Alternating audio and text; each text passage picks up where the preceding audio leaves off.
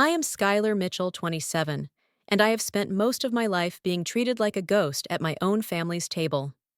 Born into a Boston dynasty that measured worth in Ivy League degrees, golf club memberships, and last names printed on brass plaques, I was the one they whispered about behind wine glasses. My father, Thomas Mitchell, called my decision to study computer science a waste of tuition. My mother, Eleanor, once told her book club that I was just going through a phase. Meanwhile, my older brother James got a Range Rover for graduating, and my younger sister Madison got a Cartier bracelet for simply deciding on a law school. What did I get? Condescending smiles, eye rolls, and dinner conversations that skipped over me like I was background noise.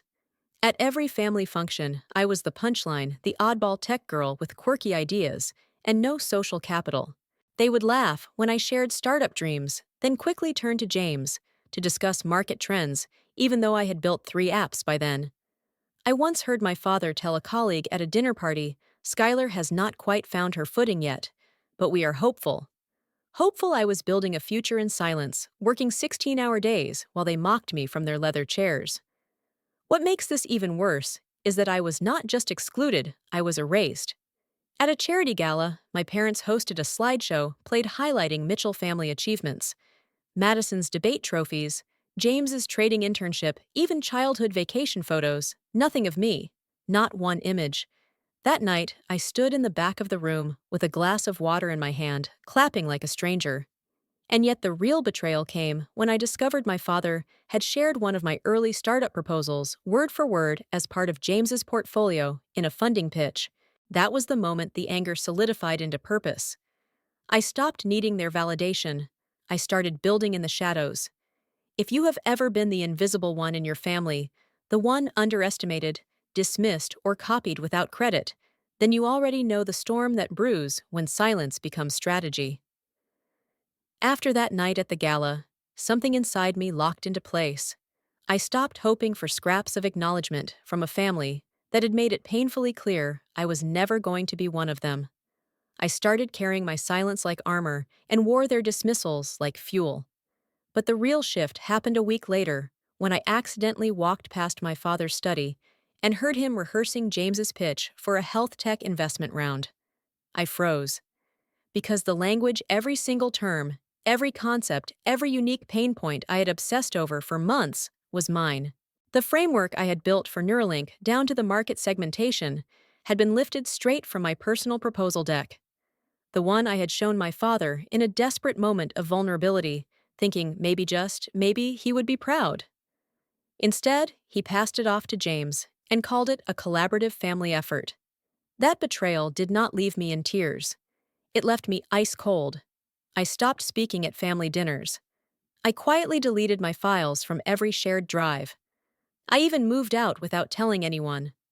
I got a 1-bedroom apartment 2 hours away and took a second job to fund development. My startup became my rebellion, my proof. I coded through exhaustion. I pitched to investors while pretending to be a freelancer. And slowly it began to work. I signed my first client, then 5 more.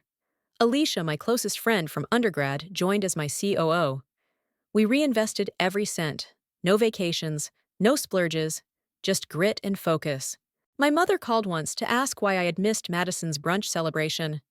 I told her I had a work commitment. She sighed and said, "Well, priorities." That was her way of saying I had failed again. The irony, while James was prepping for his flashy investor meeting using my stolen framework, I had already secured a private pitch with a group of female angel investors from the Bay Area. They listened. They understood. They backed me with a 6-figure seed, round no family name required. The contrast burned. Every time I signed a deal, I thought of that slideshow at the gala where I was erased. I was done waiting for them to clap. I was building a stage of my own. You think betrayal only hurts when it is loud. But I promise the quiet kind, the kind that steals your ideas, ignores your name, and smiles, while doing it cuts deeper than any scream. If you have ever been used, silenced, or underestimated by people who were supposed to protect you, comment below and share your story.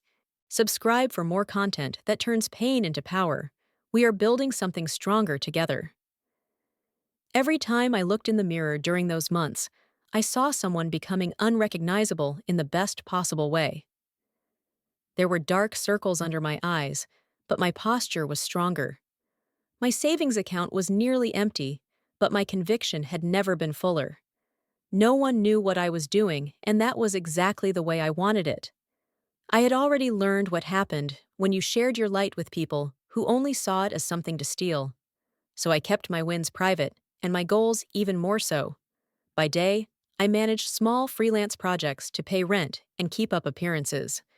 By night, I built Neuralink Health line by line, pitch by pitch, planning the kind of platform that could scale nationally. Alicia worked side by side with me, fueled by coffee hope and the mutual understanding that we were onto something huge. There were nights when I fell asleep at my desk laptop still humming, and mornings when I barely had time to shower before hopping onto a video call.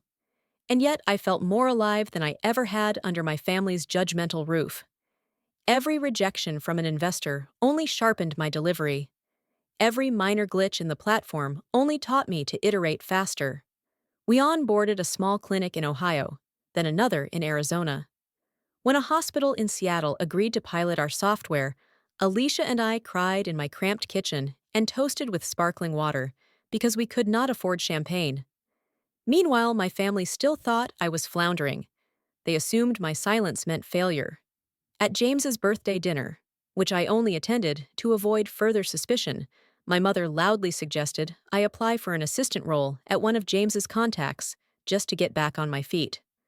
I smiled, nodded, and took another bite of risotto. What they saw as surrender was actually strategy. I was learning that quiet is not weakness, it is preparation. Let them laugh, let them look away, let them underestimate. At night, when the house was still, I opened my investor dashboard and watched our growth metrics tick upward. Real clinics, real results, real impact, and all without a single dollar or ounce of support from the people who thought they owned the definition of success. It became almost poetic how my family's complete disregard for me became the exact space I needed to grow without interference. And make no mistake, I was growing, not just the company, but myself. I was not just building Neuralink, I was building the version of me they would no longer recognize. And when the time came to reveal it all, it would not be out of spite, it would be because the truth deserves a microphone.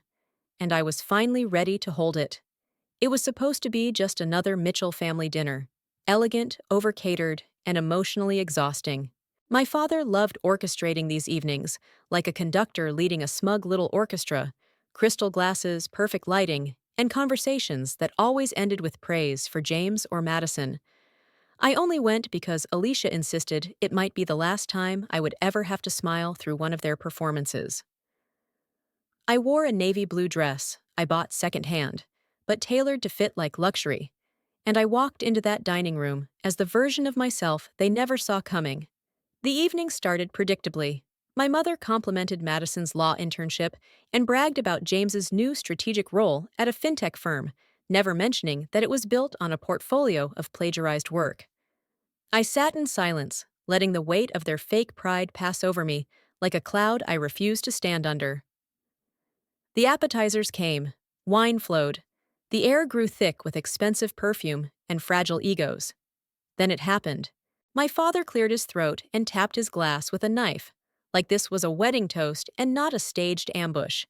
Skylar, he began smiling, that patronizing smile that always meant something was coming.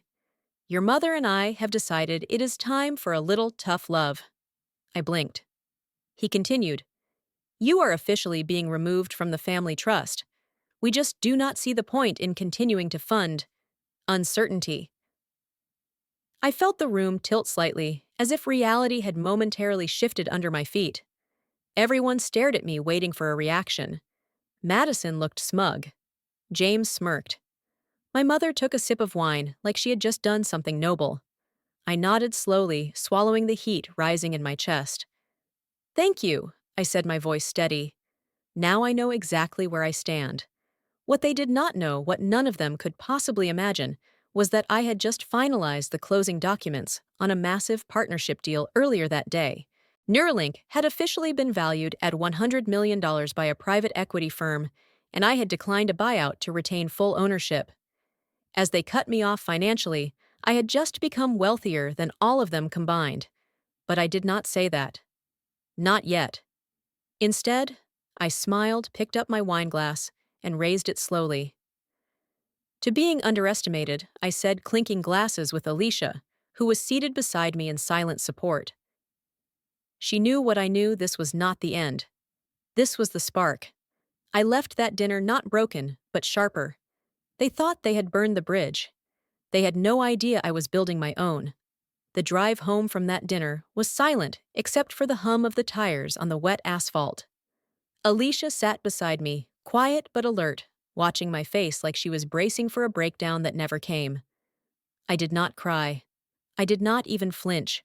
I just stared straight ahead, one hand on the wheel, the other clutching the edge of my coat, like it was the only thing tethering me to the moment. My parents had disowned me in public. My siblings had smirked while it happened. They thought they had stripped me of dignity, security, and identity all in one carefully rehearsed monologue. What they failed to realize was that I had let them believe I needed them for far too long. That belief died in that dining room.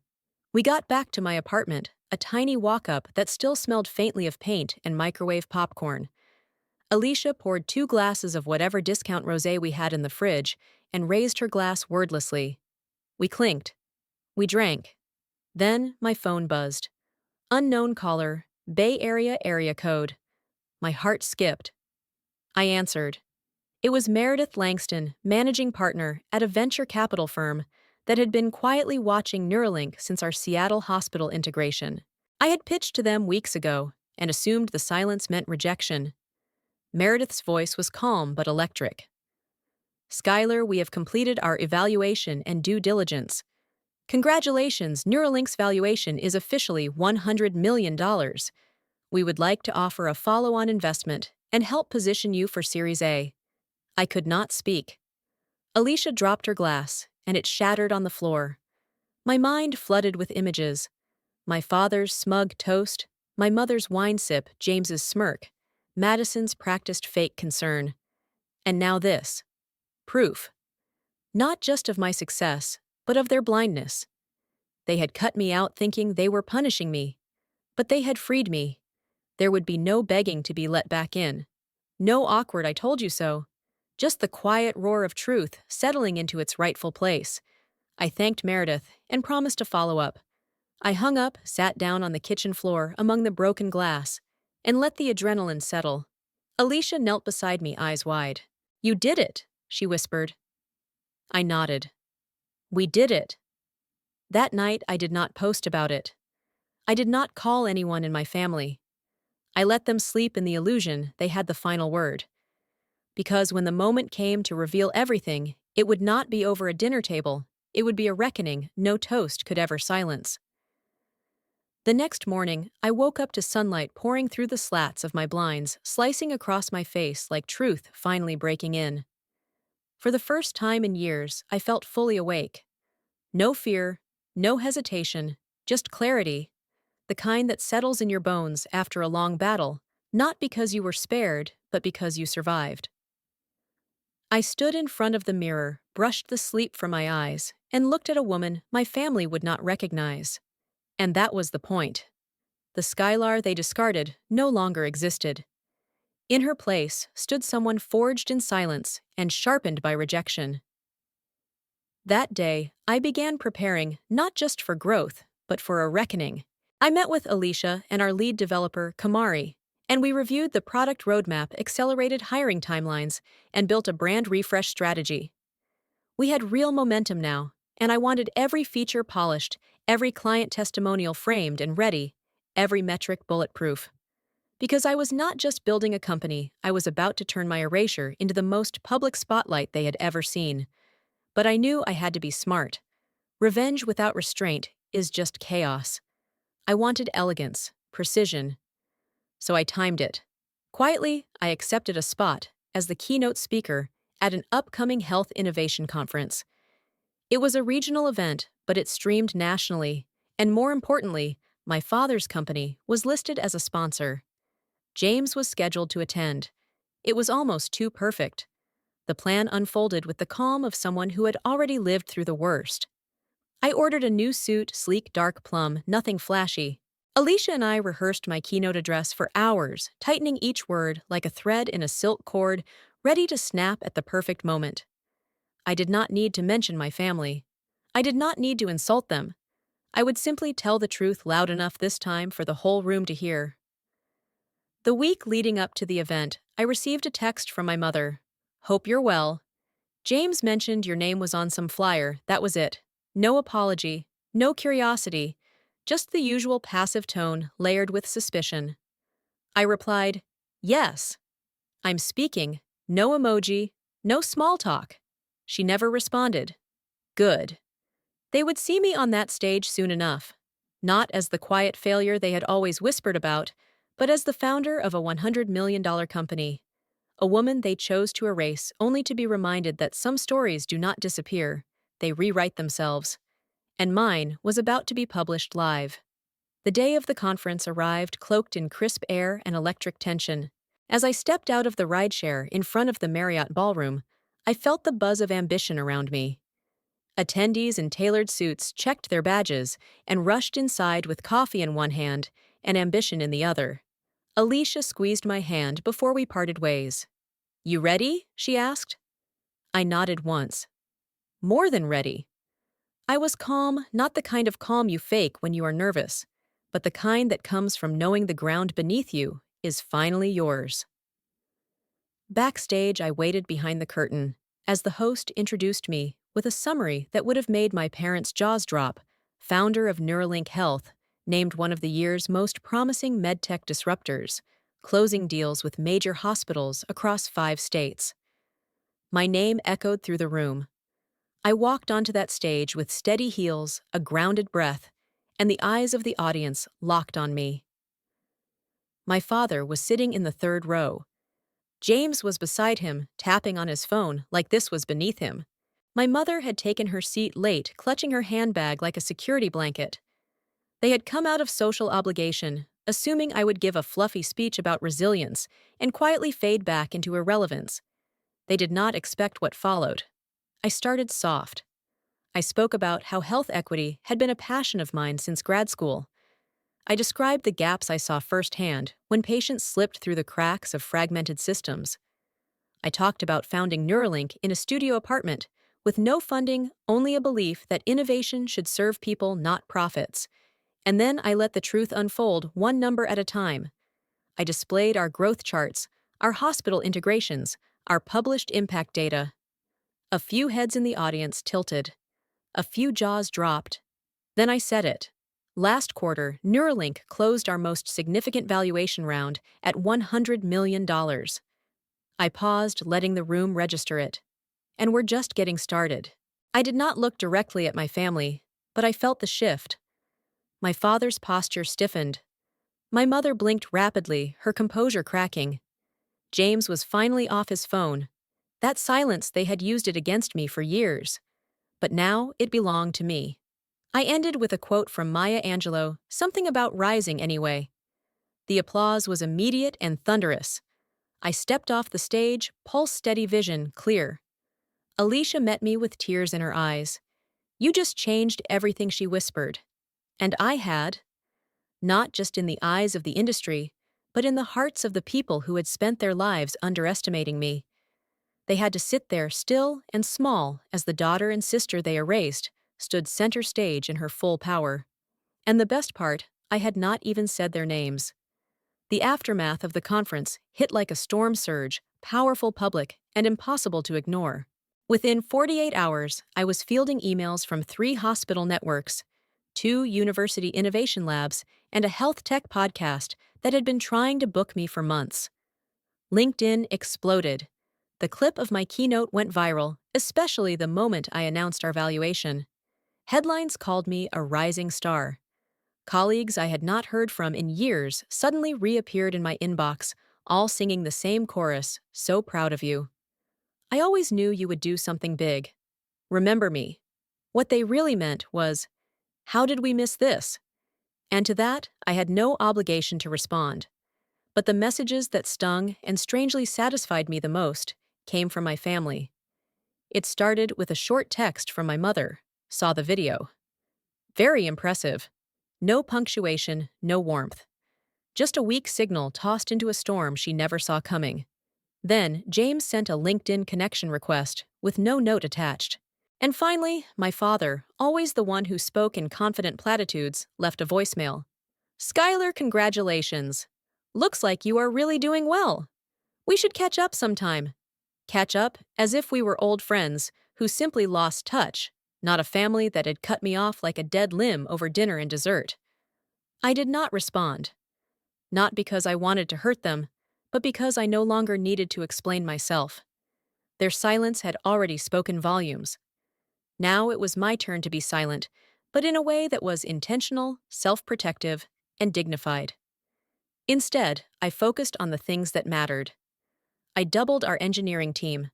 Alicia and I signed 2 new contracts that would roll out Neuralink in over a dozen clinics across the Midwest. We moved into a proper office space with natural light and espresso machine and enough room to breathe and dream. We created jobs. We built tools that actually helped people. And through it all, I carried the satisfaction of knowing my success was not a weapon, it was a shield, a boundary, a monument to everything they had tried to ignore. But the weight of betrayal does not vanish overnight. There were still moments like when I saw families celebrating birthdays together, or when I overheard a coworker on a call with her mom, when something in my chest tightened. A longing for something simpler, something unconditional. Then I would remind myself, I am not lonely. I am free. I learned something profound during that time. Some people love you only as long as they can control your story. The moment you write your own, they either vanish or try to take credit. They had their chance. I gave them years. Now I was writing this chapter for me. Months passed, and with each day the noise quieted. The headlines faded into the archives, the congratulations slowed, and the world returned to its rhythm. But I remained changed, not because I had made it, but because I finally saw myself without the warped lens of their approval. There was a peace in that one I had never known growing up in a house that praised appearances over authenticity, compliance, over courage. For the first time in my life, I felt like I belonged to myself. I spent more time alone, not because I was isolating, but because solitude no longer scared me. I went on walks without music, read books I never had time for, and sometimes just sat by the window at dawn, sipping coffee and watching the city come alive.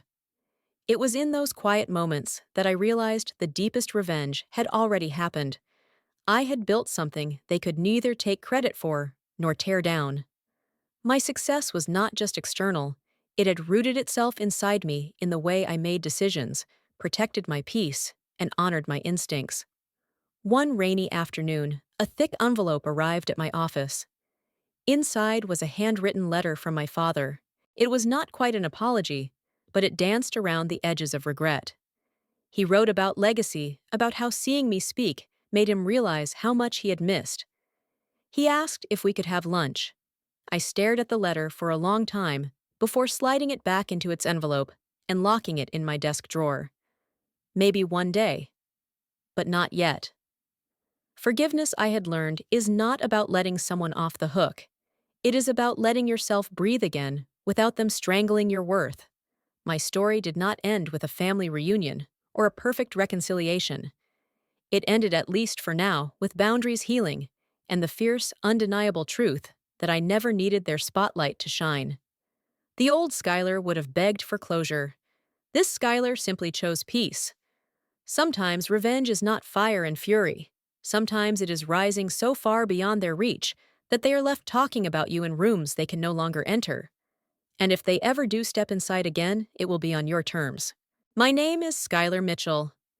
I was the invisible one until I stopped waiting to be seen and built a life they could never erase. If you have ever been underestimated, overlooked, or betrayed by the ones who were supposed to love you, most know this: you are not alone. And your silence can become your strength. If this story moved you or reminded you of your own journey, please comment below and subscribe for more powerful stories about rising after being broken. You deserve to be heard. You deserve to heal. And your best chapter may still be unwritten. Oat.